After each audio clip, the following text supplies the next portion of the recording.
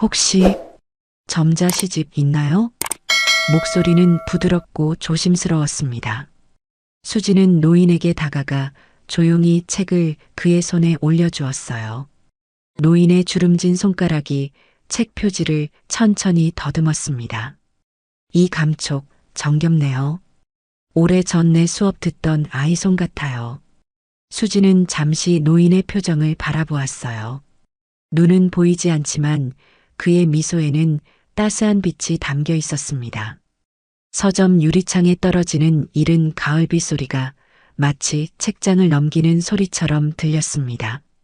한수지는 오래된 책장을 천천히 닦으며 먼지 사이로 피어나는 종이 냄새를 깊이 들이마셨죠. 그녀의 세계는 이렇게 책과 함께였습니다. 수진 씨, 이번 달 매출도 좀 아쉽네요. 정성기 사장은 계산대 앞에서 장부를 넘기며 한숨을 내쉬었어요. 수지는 고개만 끄덕였습니다. 말이 필요 없었어요. 이 작은 독립서점이 얼마나 어려운지 누구보다 잘 알고 있었으니까요. 난 책으로 말을 배웠고 책으로 사랑을 배웠어요. 문득 그녀는 고모가 자신에게 처음 책을 읽어주던 날을 떠올렸습니다. 부모님이 떠나고 홀로 남겨진 어린 수진에게 도서관 사서였던 고모는 책의 바다로 데려갔죠. 그곳에서 수진은 처음으로 가족을, 또 다른 세계를 만났습니다. 어느새 서점 구석의 시계는 3시를 가리키고 있었어요. 오늘도 손님은 거의 없었습니다. 디지털 시대에 종이책을 찾는 사람이 줄어드는 건 당연한 일인지도 모르겠네요. 그럼에도 수지는 이곳을 떠날 수 없었습니다. 책이 없는 삶은 상상조차 할 수 없었으니까요. 문득 서점 입구의 종소리가 울렸습니다. 비에 젖은 발소리와 함께 조심스럽게 들어오는 손님. 하얀 지팡이를 짚은 노인의 모습이 보였어요. 혹시 점자 시집 있나요? 목소리는 부드럽고 조심스러웠습니다. 수지는 말없이 서가로 걸어갔어요. 점자책은 찾기 어려웠지만 다행히 윤동주 시집 점자본이 한 권 있었습니다. 그녀는 노인에게 다가가 조용히 책을 그의 손에 올려주었어요. 노인의 주름진 손가락이 책 표지를 천천히 더듬었습니다. 이 감촉 정겹네요. 오래전 내 수업 듣던 아이 손 같아요. 수지는 잠시 노인의 표정을 바라보았어요. 눈은 보이지 않지만 그의 미소에는 따스한 빛이 담겨 있었습니다. 책은 손으로 기억되는 법이니까요. 수지는 말없이 고개를 숙이고 웃었습니다. 처음으로 오늘 서점에 온 것이 의미 있게 느껴졌어요. 다음 날 오후 수지는 카페에서 오랜 친구 윤채린을 만났습니다. 커피 잔을 돌리며 어제 만난 노인 이야기를 전했어요. 장만호라고 하셨어. 시각장애가 있으신 노인분인데 점자 시집을 찾으셨지. 수지는 카페라테를 한 모금 마시며 말했습니다. 채린의 표정이 갑자기 변했어요. 장만호요? 그 이름 낯익다. 우리 중학교 땐 은채 아빠가 그렇게 유명했거든. 수지는 놀란 눈으로 채린을 바라보았습니다. 세상은 생각보다 좁은 것인지도 모르겠네요. 은채가 내 친구였어. 갑자기 아빠 시력 잃고 학교 그만뒀다 했잖아. 채리는 과거를 회상하며 이야기를 이어갔습니다. 장 선생님은 학교에서 제일 인기 많은 국어 선생님이셨어. 수업 시간에 시를 읽어주실 땐 교실이 숨소리 하나 없을 정도였다니까. 수지는 가만히 말을 듣다가 작게 중얼거렸어요. 그럼 난 그분의 기억이 흐려진 지금을 만나고 있는 거네. 그 순간 수지는 이상한 감정을 느꼈습니다. 어제 만난 노인이 누군가의 아버지이자 많은 학생들의 스승이었다는 사실이 그녀의 마음을 울렸어요. 기억이 흐려져가는 한 사람의 과거와 현재가 자신과 만났다는 것, 그것은 우연이 아닌 것 같았습니다. 요즘 어떻게 지내시는지 궁금하네. 은채는 아버지랑 연락 끊겼다고 했는데 채린의 말이 이어졌어요. 수지는 문득 무언가에 이끌리듯 말했습니다. 내일 공원에 가보려고. 장 선생님께서 매일 오후에 거기 벤치에 앉아 계신다고 하셨거든. 다음 날 수지는 서점 근처 공원으로 향했어요. 가을 햇살이 나뭇잎 사이로 부드럽게 내리쬐는 오후였습니다. 멀리서 벤치에 앉아 있는 장만호의 모습이 보였어요. 그는 손에 책을 들고 있었지만 읽고 있는 것 같지는 않았습니다. 그저 표지를 만지작거리며 무언가를 중얼거리고 있었죠. 수지는 조용히 다가가 옆에 앉았어요. 장만호는 누군가 앉았다는 것을 느꼈는지 고개를 살짝 돌렸습니다. 내가 가르쳤던 아이들 이름이 왜 이리 사라지는 걸까? 그의 목소리는 바람에 실려 사라지는 듯 했어요. 사라지기 전에 누군가에게 남기고 싶은데. 수지는 잠시 침묵했다가 조심스럽게 장만호의 손에 들린 책을 바라보았어요. 윤동주의 별해는 밤이었습니다. 그녀는 천천히 책을 펼쳐 한 구절을 읽기 시작했습니다. 장만호의 손이 천천히 움직여 수진의 손을 움켜쥐었어요. 수진 씨, 그대 목소리는 잊지 않을 수 있을까요? 그의 눈에선 보이지 않는 별이 빛나고 있었습니다. 수지는 서점으로 돌아와 책장을 정리하며 장만호와의 대화를 곱씹었습니다. 그의 목소리에 담긴 외로움이 마음에 남았어요. 시간이 지날수록 많은 것들이 사라져간다는 것, 특히 기억이라는 보물이 흩어지는 아픔을 느꼈습니다.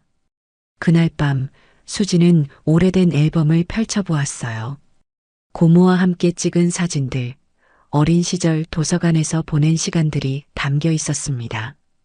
고모는 이제 이 세상에 없지만 그분의 기억은 이렇게 사진과 책으로 남아 있었죠. 나도 누군가의 기억 속에 남을 수 있을까? 수지는 창밖을 바라보며 생각했습니다. 일주일이 지나고 장만호는 매일같이 서점을 찾아왔어요. 그때마다 수지는 조용히 책을 골라주고 때로는 짧게 이야기를 나누곤 했습니다. 그들 사이에는 말로 표현하기 어려운 편안함이 자리 잡았죠. 어느 날 오후 장만호가 평소보다 늦게 서점에 왔어요. 그의 걸음걸이가 평소보다 더 불안정해 보였습니다. 선생님, 괜찮으세요? 수진이 다가가 물었어요. 장만호는 희미하게 웃었습니다. 요즘 머릿속이 안개 같아. 내가 누구였는지도 가끔 잊어버려. 그날 수지는 장만호를 공원 벤치까지 배웅했어요. 가을 바람이 두 사람 사이로 살며시 지나갔습니다. 수진 씨, 내일도 올 수 있을까? 장만호가 물었습니다. 네, 물론이죠. 기다리고 있을게요. 하지만 다음 날 장만호는 오지 않았어요. 수지는 공원으로 향했지만 그곳에도 장만호의 모습은 보이지 않았습니다. 불안한 마음에 근처를 둘러보던 수진의 귀에 사이렌 소리가 들렸어요. 한 노인이 공원에서 쓰러졌다는 소식. 수지는 직감적으로 뛰기 시작했습니다. 병원 응급실에 도착했을 때 수지는 접수대에서 장만호의 이름을 말했어요. 간호사는 고개를 끄덕이며 그가 지금 검사 중이라고 했습니다. 혹시 가족분이세요? 간호사가 물었어요. 수지는 말문이 막혔습니다.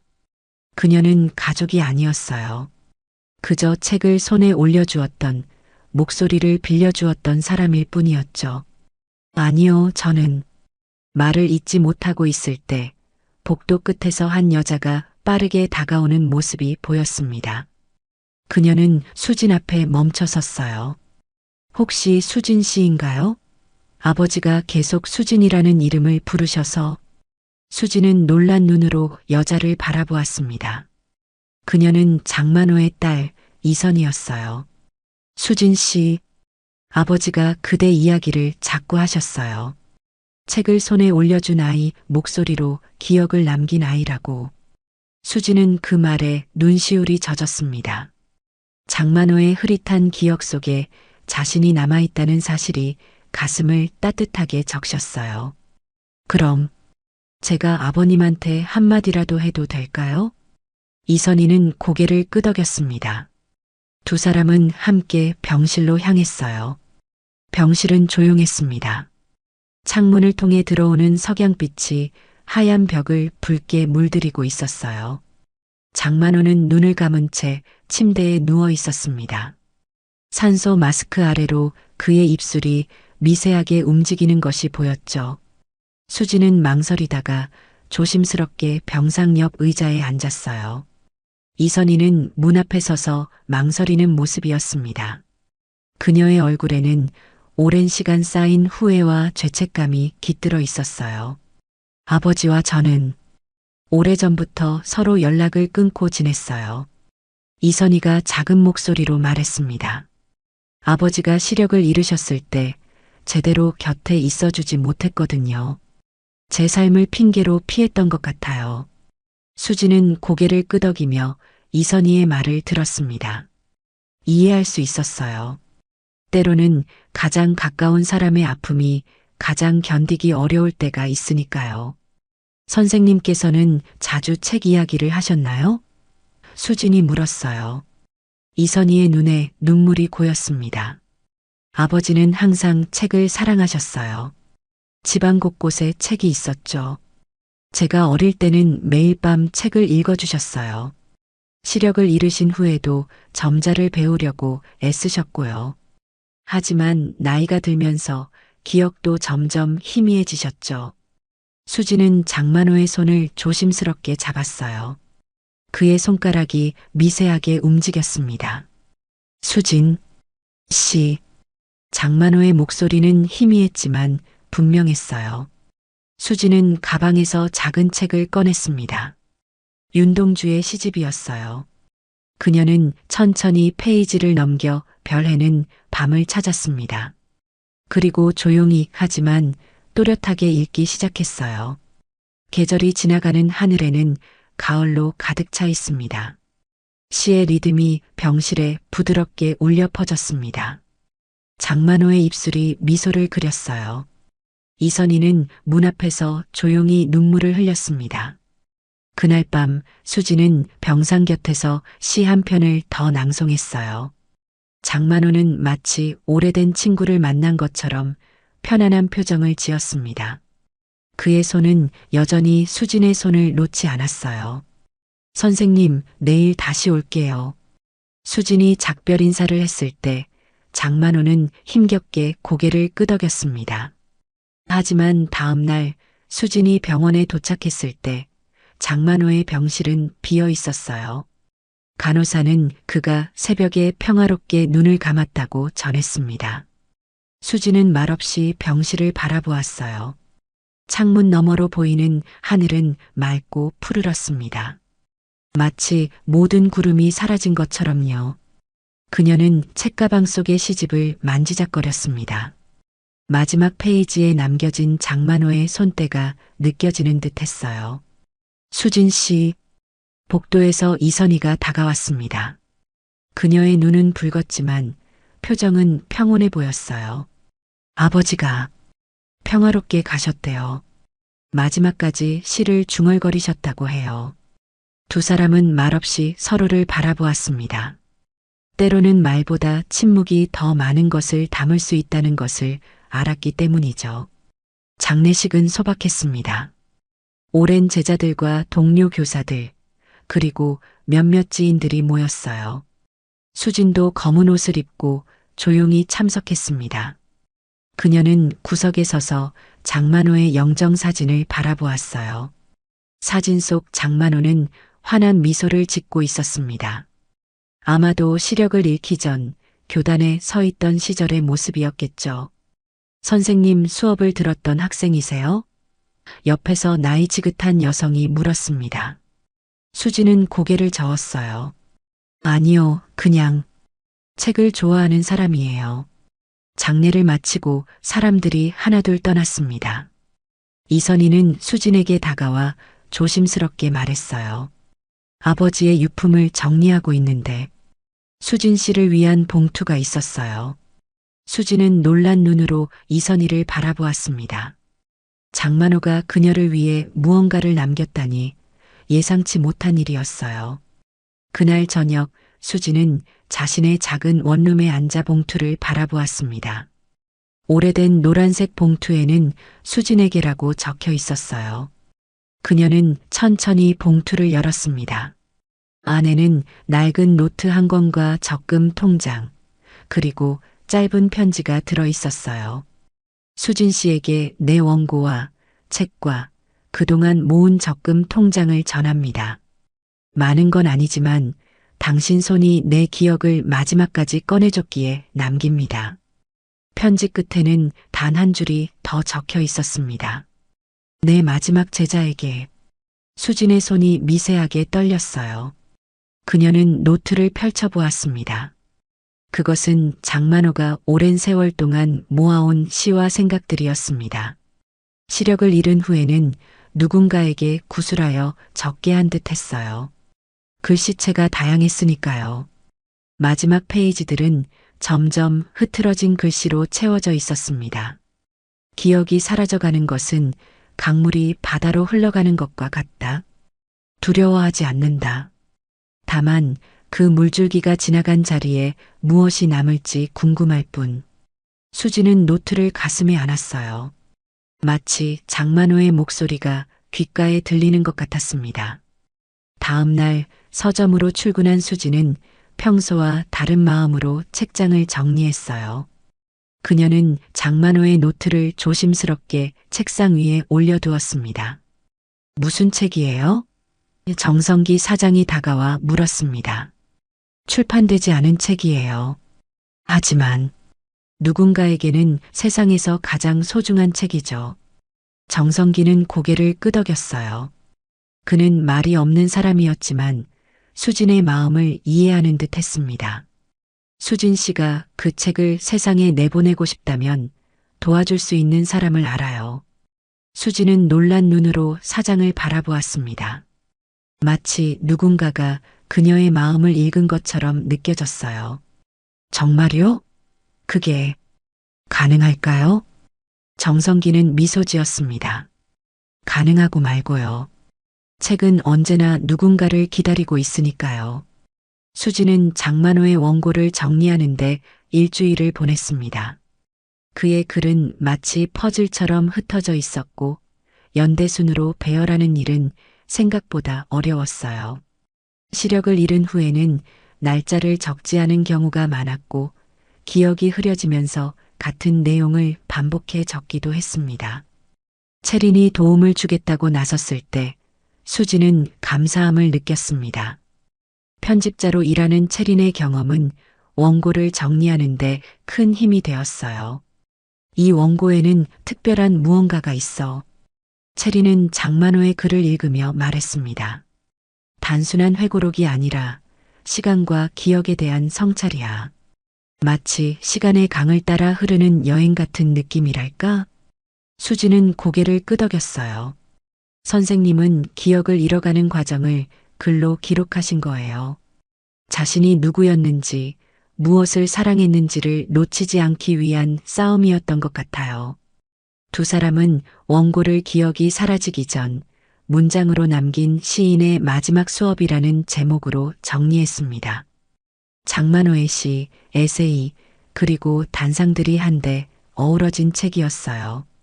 정성기 사장의 소개로 만난 소규모 출판사의 편집장은 원고를 읽고 깊은 인상을 받았습니다.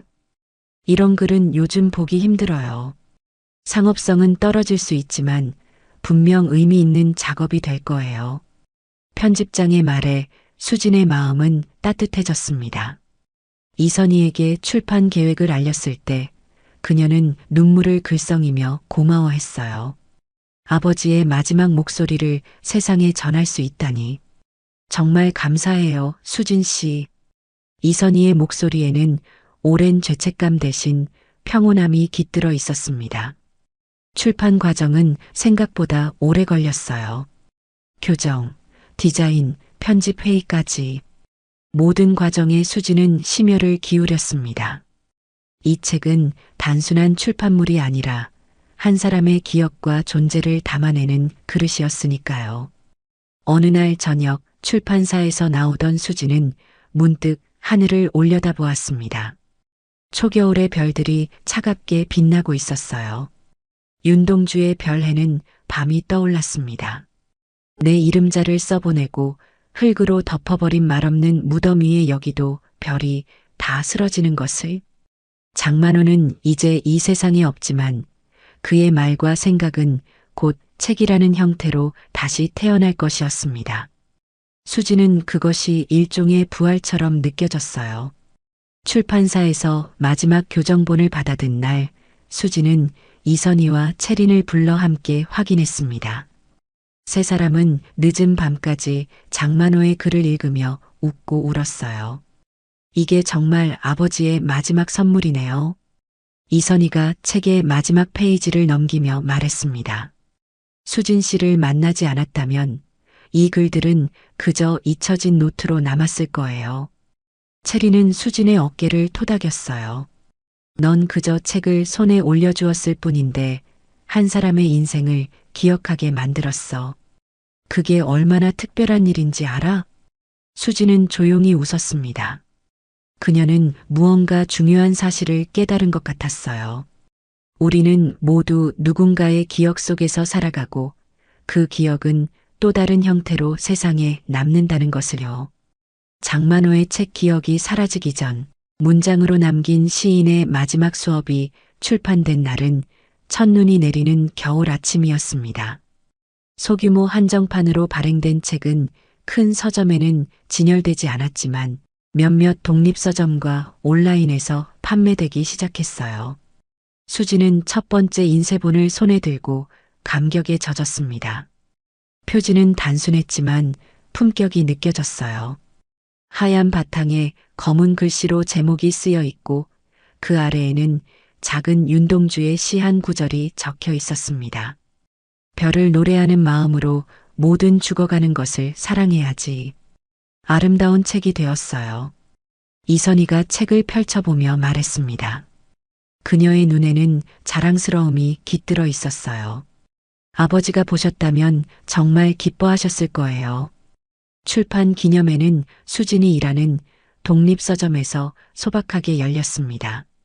장만호의 옛 제자들과 동료들, 그리고 몇몇 문학 애호가들이 모였어요. 정성기 사장은 특별히 그날을 위해 서점을 정리하고 작은 다과를 준비했습니다. 장만호 선생님의 마지막 책을 이렇게 여러분과 함께 나눌 수 있어 기쁩니다. 수지는 조용한 목소리로 말했어요. 평소 말수가 적은 그녀로서는 드문 순간이었습니다.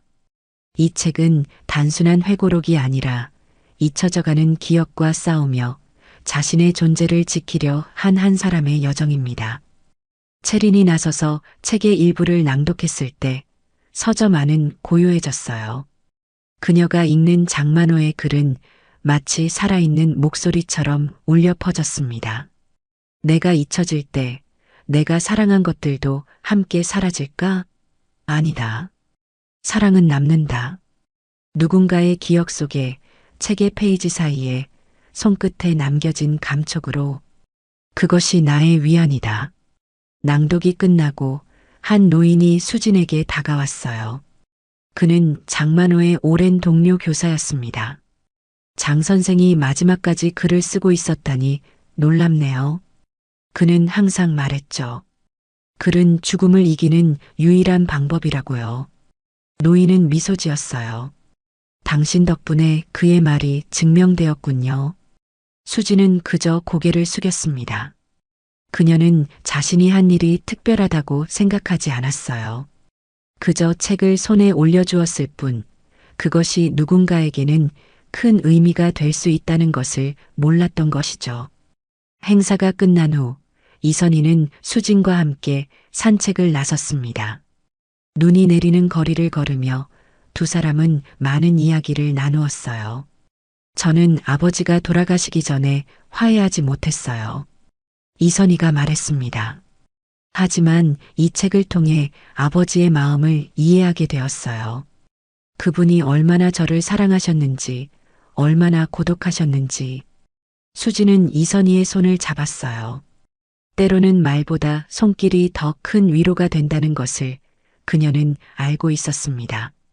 출판사에서 연락이 왔어요. 수진이 조용히 말했습니다. 생각보다 책 반응이 좋아서 추가 인쇄를 하기로 했대요. 그리고 그녀는 잠시 망설이다 이어갔어요. 선생님의 적금으로 만든 기금으로 매년 한 권씩 신인 작가의 책을 출판하자는 제안도 받아들여졌어요. 이선희의 눈이 빛났습니다. 아버지의 이름으로 문학 기금이 생긴다니 정말 의미 있는 일이네요. 두 사람은 눈 내리는 거리를 더 걸었습니다. 그들의 발자국은 곧 새하얀 눈으로 덮여 사라졌지만 그 걸음이 남긴 이야기는 오래도록 기억될 것이었습니다. 봄이 돌아왔을 때 수진의 일상에도 미묘한 변화가 찾아왔습니다. 장만호의 책은 작은 문학 동아리들 사이에서 입소문을 타기 시작했고 메모리얼 에디션까지 출판되었습니다. 물론 베스트셀러는 아니었지만 잊혀가는 기억과 존재에 대한 깊은 성찰은 많은 독자들의 마음을 움직였어요. 서점에서는 수진의 제안으로 특별한 공간이 만들어졌습니다. 기억서가라는 이름의 작은 코너였어요.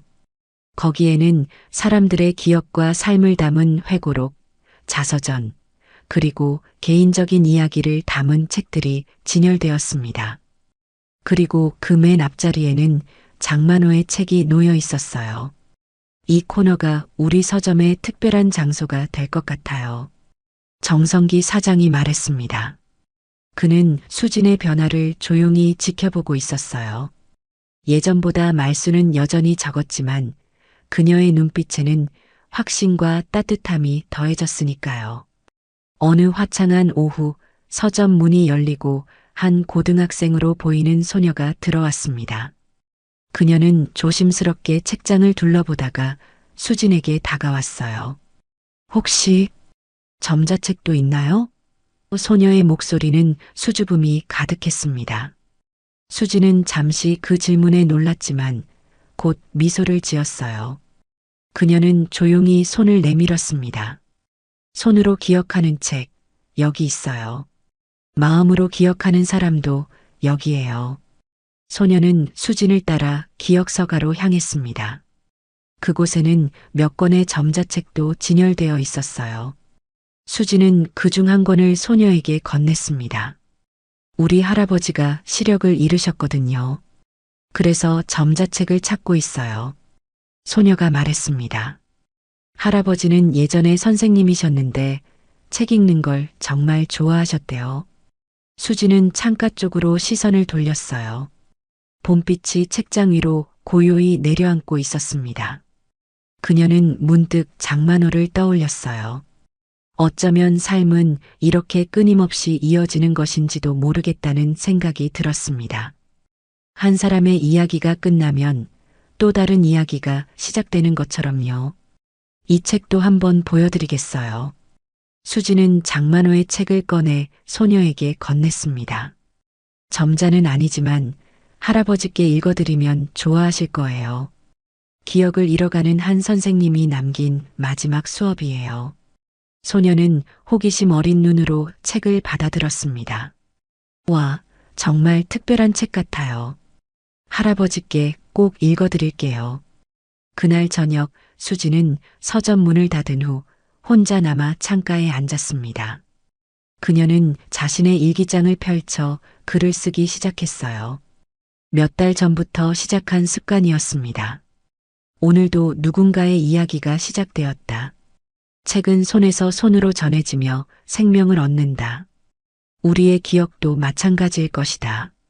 내가 기억하는 사람들, 나를 기억하는 사람들. 그 연결 속에서 우리는 살아간다. 창밖으로 별이 하나둘 빛나기 시작했습니다. 수지는 펜을 내려놓고 하늘을 바라보았어요. 어디선가 장만호의 목소리가 들리는 것 같았습니다.